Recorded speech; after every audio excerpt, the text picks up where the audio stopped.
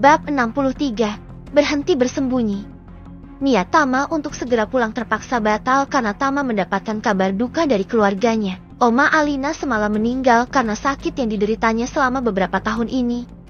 Dan hari itu untuk yang pertama kalinya Alina pulang ke Jakarta setelah hampir 4 tahun menetap di Singapura. Dari Singapura Alina pulang bersama Raja dan pengasuhnya yang kebetulan memang orang Indonesia. "Mami, kita akan menyusul Opa." Raja sangat bersemangat sekali ketika Alina mengatakan jika mereka akan ke Jakarta. "Iya, sayang, kita akan menyusul Opa ke Jakarta," jawab Alina. Sepanjang perjalanan Alina berusaha menguatkan hatinya dan menyiapkan mental untuk kembali ke tanah air. Kepulangan Alina kali ini tidak menutup kemungkinan ia akan bertemu dengan orang-orang masa lalu yang selama ini ia hindari, yaitu Radit dan keluarganya. Otak Alina berpikir keras untuk mencari jawaban jika ada yang bertanya tentang rajanya. Semoga kepulangan Alina kali ini Tuhan tidak mempertemukan Alina dengan Radit dan keluarganya. Tiba di bandara, Alina langsung dijemput oleh sopir keluarga dan langsung dibawa ke area pemakaman di Karawang. Beruntung Alina masih sempat melihat prosesi pemakaman omanya. Raja yang tidak mengenal semua orang yang ada di sana tampak berada di gendongan opanya. Alina berdiri di samping Tama mengenakan dress berwarna hitam dan kacamata hitam untuk menyembunyikan matanya yang sembab karena habis menangis. Sebagaimana layaknya pengusaha besar yang sedang berduka, maka di acara pemakaman itu juga dihadiri oleh para pengusaha dan puluhan awak media. Di antara kabur duka yang sedang menyelimuti, Alina tidak bisa menghindari ataupun menahan bidikan kamera yang tertuju ke arah Raja yang berada dalam gendongan Alina. Alina tampak pasrah. Mungkin sekarang saatnya Alina keluar dari persembunyiannya selama hampir 4 tahun ini. Selesai acara pemakaman, Tama membawa Alina dan Raja pulang. Mereka berusaha menerobos para pencari berita yang bukan menanyakan tentang acara pemakaman barusan, tetapi malah menanyakan tentang pangeran kecil dalam gendongan Tama. "Maaf Pak Tama, apakah anak berada dalam gendongan Nok Tama ini cucu Bapak?" Pertanyaan para wartawan itu nyaris sama. Tama berusaha melindungi Alina dan Raja karena ia tahu jika sebetulnya Alina belum siap untuk menjawab semua pertanyaan yang pastinya menyangkut tentang Raja. "Opa, kenapa orang-orang itu mengejar kita?" tanya Raja bingung. Di tempat yang baru ini, Raja merasa jika banyak orang aneh di sini. "Mereka ingin berkenalan dengan Raja," jawab Tama. "Oh," jawab Raja. Tama melirik ke arah Alina yang tampak gelisah dan meremat jemarinya sendiri. "Sudah selesai bersembunyinya. Sekarang berjalanlah dengan kepala terangkat agar tidak ada yang merendahkan kamu." Tama berusaha memberikan support kepada putrinya karena setelah hari ini pasti Alina akan bertemu dengan banyak orang yang mungkin selama ini tidak ingin Alina temui. "Iya, Pah," jawab Alina. Tama mengambil tangan putrinya dan menggenggamnya hangat. "Kamu pasti sanggup melewati ini," kata Tama. Alina mengangguk. Mendapat support dari papanya membuat Alina memiliki kekuatan penuh untuk menghadapi semuanya termasuk keluarga Radit. Berita duka di keluarga Tama dengan cepat menyebar. Namun yang jadi sorotan di sana adalah justru satu sosok bocah tampan dalam gendongan Tama. Siapa anak lelaki dalam gendongan pengusaha Wiratama itu? Semua bertanya-tanya. Dirga dan Jeff yang tidak pernah ketinggalan berita langsung mendatangi Radit di kantornya. Radit yang seharian itu sedang sangat sibuk ternyata tidak sempat melihat berita yang sedang beredar sekarang. Radit yang baru keluar dari meeting room kaget mendapati Dirga dan Jeff yang sudah ada di ruangan kerjanya. "Ngapain lu berdua di sini? Gak ada kerjaan emang di kantor kalian?" tanya Radit sambil melemparnya berkas dari ruang meeting ke atas meja dan kemudian duduk sambil mengendurkan dasinya. "Kerjaan kita lagi numpuk, tapi kita kesini karena ada yang lebih penting dari kerjaan kita," jawab Dirga. "Kalau kalian berniat ingin mencarikan wanita lagi buat gue, mending kalian pulang sana. Gue tidak masalah jika tidak mengenal kalian lagi," ujar Radit. "Kita kesini memang mau memperlihatkan seorang cewek sama lu," kata Jeff. "Kalau begitu kalian angkat kaki dari ruangan gue sekarang juga dan jangan pernah lagi muncul di hadapan gue," perintah Radit tegas. "Sudahlah Jeff, kasih tahu buruan biar dia nyesel sudah ngusir kita," kata Dirga santai. Radit menatap ke arah Dirga dan Jeff bergantian. Ia tidak tahu apa yang ada dalam kepala kedua sahabatnya itu. "Jangan mencoba mempertahankan gue," tegas Radit. "Gue kesini cuma mau kasih lihat ini sama lu." kata Jeff sambil mengirimkan beberapa foto ke nomor Radit. Ah, Alin, dari mana kalian dapat foto Vovo ini? Terus siapa yang meninggal? Tanya Radit. Radit terlalu fokus pada sosok Alina sehingga ia tidak sempat memperhatikan sosok bocah tampan yang nemplok di gendongan Tama.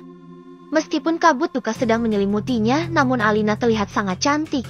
Terlalu cantik malah sehingga Radit terus menatap Alina tidak berkedip. Kemungkinan besar Alina sekarang sedang berada di rumahnya. Kata Dirga. Gue harus ke sana sekarang. Kata Radit sambil bangkit dan hendak mengambil kunci mobilnya yang tergeletak di atas meja. Tunggu dulu, bro, jangan terburu-buru begitu. Jeff berusaha menahan tangan Radit. Kenapa lu halangin gue untuk menemui Alina? Gue itu sudah kehilangan dia hampir 4 tahun. Radit tidak suka ketika Jeff berusaha menghalanginya pergi. Duduk dulu, Dit. Mending lu lihat baik-baik deh. Apakah lu tidak lihat ada anak kecil dalam gendongan Papa Alina? Gue takut kalau ternyata selama ini Alina sudah menikah dan punya anak. Bisa jadi masalah besar nantinya kalau lu tiba-tiba datang ke sana untuk menemui dia.